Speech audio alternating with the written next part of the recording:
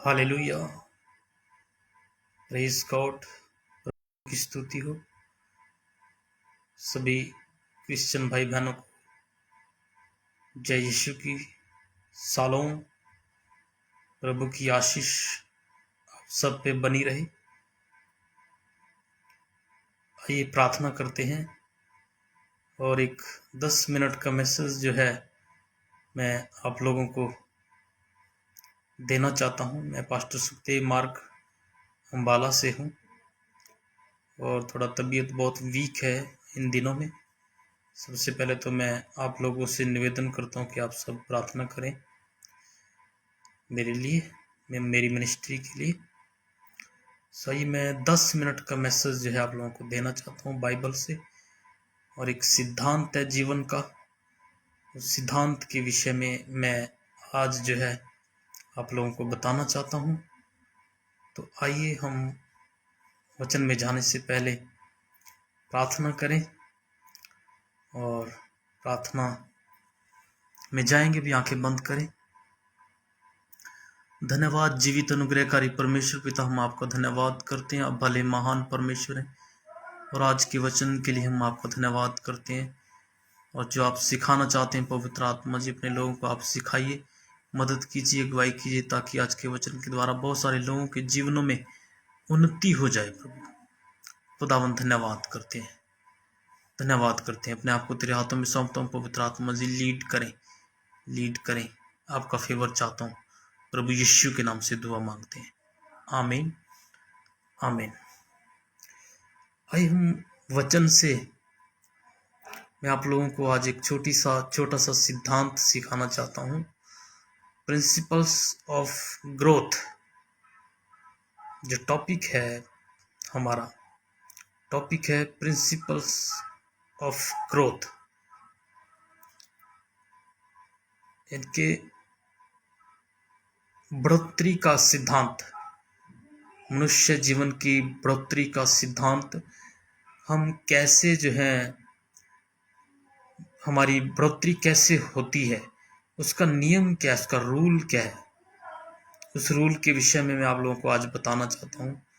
अगर वो नियम, वो रूल, वो सिद्धांत अगर हम अपने जीवन में अप्लाई करते हैं तो कोई भी ताकत जो है हमें बढ़ोतरी होने से नहीं रोक सकती है। कोई भी आदमी इस रूल्स को अपने जीवन में अप्लाई करेगा, वो चाहे अनपढ़ है या चाहे वो विद्वान है, चाहे पढ़ा लिखा है, कोई भी व्यक्ति अगर इस रूल्स को अपने जीवन में अप्लाई करेगा तो वो आदमी बढ़ोतरी करेगा, उसकी ग्रोथ होगी, उसकी उन्नति होगी।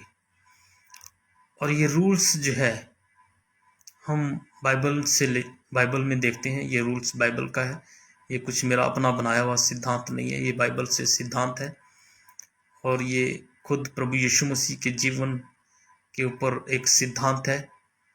आइए हम इस वचन को देखेंगे, ये कौन सा सिद्धांत है, कौन सा रूल है जो हमें ग्रोथ करता है। और मत्ती की 11 अध्याय उसका 29 आय, जैसे कि मैंने हेडलाइन टॉपिक में लिखा है, मैथ्यू उसका 11 अध्याय उसके 29 आयत में प्रभु यीशु मसीह कहता है कि मुझसे सीखो, मैं मन में नरम और दीन हूं, तुम अपने मन में विश्राम पाओगे। मेरा जुआ अपने पर उठाओ और मुझसे सीखो, मैं नरम और दीन हूं, तो तुम अपने मन में विश्राम पाओगे। हालेलुया। दोस्तों, भाई और बहनों, यही वो सिद्धांत है जो हमने अपने जीवन में अप्लाई करना है, नरम और दीन। जब हम इस रूल को अपने जीवन में अप्लाई करते हैं, जब हम नरम होते हैं, जब हम दीन होते हैं, तब हमारी ग्रोथ होती है, तब हम बढ़ते हैं। दोस्तों, ये सिद्धांत, ये प्रिंसिपल्स जब हम अपनी लाइफ में अप्लाई करते हैं, तब हमारी ग्रोथ कोई नहीं रोक सकता। वचन कहता है कि नरमता जो है मनुष्य को बढ़ाती है और दीनता हमें शिरोमणि करती है। ये दो चीजें हैं, ये दो बातें हैं हमारे जीवन में जो हमें बढ़ाएंगी और हमें शिरोमणि करेंगी, ऊंचे पे उठाएंगी। इस सिद्धांत को अगर हम अपने जीवन में अप्लाई करते हैं, नम्रता और दीनता को अगर हम अपने जीवन में अप्लाई करते हैं, इस प्रिंसिपल्स को अगर हम अपने जीवन में अप्लाई करते हैं, तो हमारी ग्रोथ होती है। कोई भी हमारी ग्रोथ को रोक नहीं सकता है। और अगर ये रूल्स, ये सिद्धांत हमारे जीवन में नहीं है, तो एडी से चोटी तक कोई भी ताकत जो है हमें हम आगे नहीं बढ़ा सकती। कोई भी ताकत हमें आगे नहीं बढ़ा सकती। सिर्फ ये प्रिंसिपल्स हमें आगे बढ़ाता है, ये रूल्स हमें आगे बढ़ाते हैं। और ये बाइबल के मुताबिक सिद्धांत है, नम्रता और दीनता। ये दो चीज़ें ऐसी हैं प्रिय भाई और बहनों, ये दो चीज़ें हमें ग्रो अप करती हैं। मनुष्य के जीवन में 5 क्षेत्र होते हैं, आत्मिक है, मानसिक है, शारीरिक है, सामाजिक है और आर्थिक है। इन 5 क्षेत्रों में मनुष्य की ग्रोथ होती है जब इंसान इस रूल्स को, इस प्रिंसिपल्स को अपने जीवन में अप्लाई करता है। नम्रता और दीनता का रूल्स, नम्रता और दीनता का सिद्धांत, ये बाइबल का सिद्धांत है। खुदावन यीशु मसीह ने खुद कहा, मैं नरम और मन में दीन हूं, मुझसे सीखो, मेरा बोझ उठाओ, मेरा जुआ हल्का है। तो यही जुआ तो हमने उठाना है, उसकी बातों को अपने पर लेना है। नम्रता और दीनता एक ऐसा सिद्धांत है जो मनुष्य भी अपने जीवन में अप्लाई करेगा, वो मनुष्य जो है उन्नति प्राप्त करेगा, उन्नति की ओर जाएगा, तरक्की को प्राप्त करेगा। बिना इस सिद्धांत के मनुष्य बढ़ नहीं सकता है।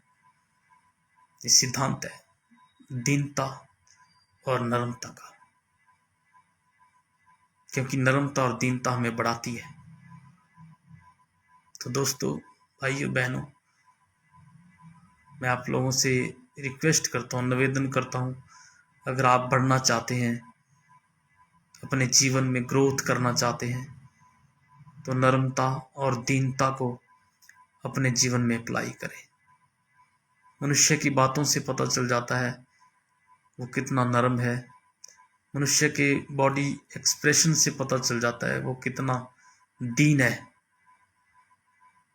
उसकी बातों से, उसके चाल चलन से ये प्रकट हो जाता है कि वो दीन कितना है, कितना नरम है।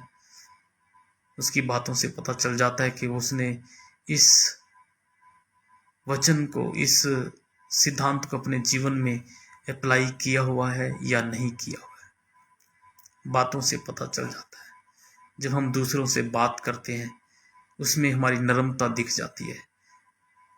जब हम अकड़ के बात करते हैं तो समझ लो हमारे अंदर नम्रता नहीं है। जब हम कठोर होते हैं तब समझ लो हमारे अंदर नम्रता नहीं है। जब हमारा हृदय कठोर हो जाता है, जब हम सुनना नहीं चाहते हैं, जब हम किसी को तुच्छ जान रहे हैं, तो समझ लो हमारे अंदर नम्रता नहीं है। ये विपरीत है, नम्रता के विपरीत है कठोर होना, जिद्दी होना, नहीं सुनना, असभ्य तरीके से रिप्लाई देना, दूसरे की बातों का असभ्य तरीके से रिप्लाई देना। ये बातें प्रकट करती हैं कि हमारे अंदर नम्रता नहीं होती। प्रभु यीशु मसीह को बहुत लोगों ने बड़े असभ्य तरीके से बात की। प्रभु यीशु मसीह ने किसी को भी असभ्य तरीके से बात वापस लौटा के नहीं की, बल्कि सबके साथ नम्रता से पेश आया। जिन्होंने यीशु मसीह को क्रूसिफाइड किया, उनके साथ भी प्रभु यीशु मसीह नम्रता से पेश आया। उसके अंदर नम्रता थी, वो नरम था। पर हम इंसान जो हैं बहुत कठोर होते हैं, कठोर मन के होते हैं, सख्त मन के होते हैं और सजा देने वाले मन के होते हैं। जैसे कि प्रभु यीशु मसीह के चेलों में भी ये बात थी। जब एक गांव के लोगों ने प्रभु यीशु मसीह का वेलकम नहीं किया, स्वागत नहीं किया और तो उसके चेलों ने उनको बोला, प्रभु क्या हम चाहें कि स्वर्ग से आग गिरकर इस गांव को भस्म करे? प्रभु यीशु मसीह ने कहा, तुम नहीं जानते तुम कैसी आत्मा के, आओ आगे चलें। प्रभु यीशु मसीह ने उस गांव को छोड़ दिया और आगे बढ़ गया। प्रभु यीशु मसीह ने उनकी असभ्यता का रिप्लाई नहीं दिया, वो अपनी नम्रता उसने नहीं खोई, अपनी नम्रता में वो चला, क्योंकि उसके जीवन में ये सिद्धांत था, रूल था, नरम और दीन। उसने हमारे लिए एक आदर्श दिया है इस बात का। हमें भी अपने जीवन में इस नियम्स को, इस रूल्स को, इस प्रिंसिपल्स को अप्लाई करना है, नरमता और दीनता। जब तक ये रूल्स हमारे जीवन में नहीं है, हमारी बढ़ोतरी नहीं हो सकती। हमारी बॉडी एक्सप्रेशन से, हमारी बातों से इस रूल्स का पता चल जाएगा कि ये रूल्स हमारे जीवन में है या नहीं है। दोस्तों, मैं आप लोगों से कहना चाहता हूं, तुम्हारी बढ़ोतरी के लिए, तुम्हारी उन्नति के लिए, इसमें तुम्हारी उन्नति है, इसमें तुम्हारी बढ़ोतरी है। अपने मन में ये, अपने जीवन में ये रूल्स, ये नियम्स लागू कीजिए, नरम और दीन बनिए। बाइबल में लिखा है, याकूब 4:10 में अगर आप पढ़ेंगे, उसमें लिखा है कि प्रभु यीशु मसीह के सामने दीन बनो तो वह तुम्हें शिरोमणि बनाएगा। शिरोमणि बनाता है जब हम उसके सामने दीन बनते हैं, और जब हमारे अंदर घमंड आता है तब हम नाश होते हैं। बाइबल में लिखा है, नीति वचन 18:12 में, नाश आने से पहले मनुष्य में घमंड आता है, और महिमा पाने से पहले मनुष्य में नम्रता आती है। नाश होने से पहले घमंड आएगा, घमंड आने के बाद नाश होता है, और महिमा मिलने से पहले नम्रता आती है। तब हमें महिमा मिलती है। नम्रता आएगी तो महिमा मिलेगी।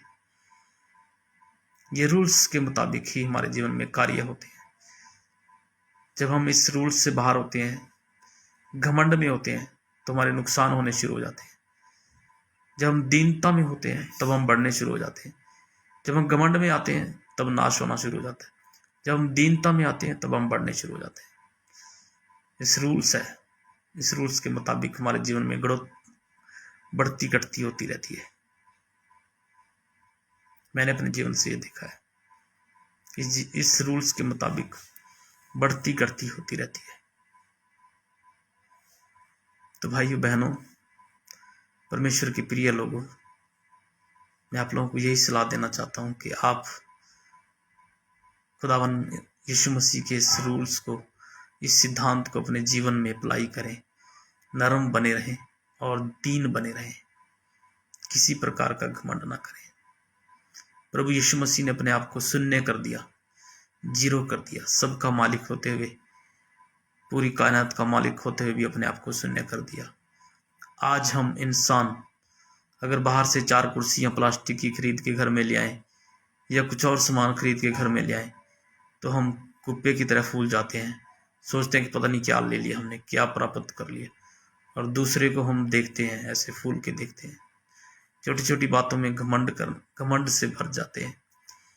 खुदावन यीशु मसीह पूरी दुनिया का, पूरी कायनात का मालिक होते हुए उसने अपने आप को शून्य कर दिया, जीरो कर दिया।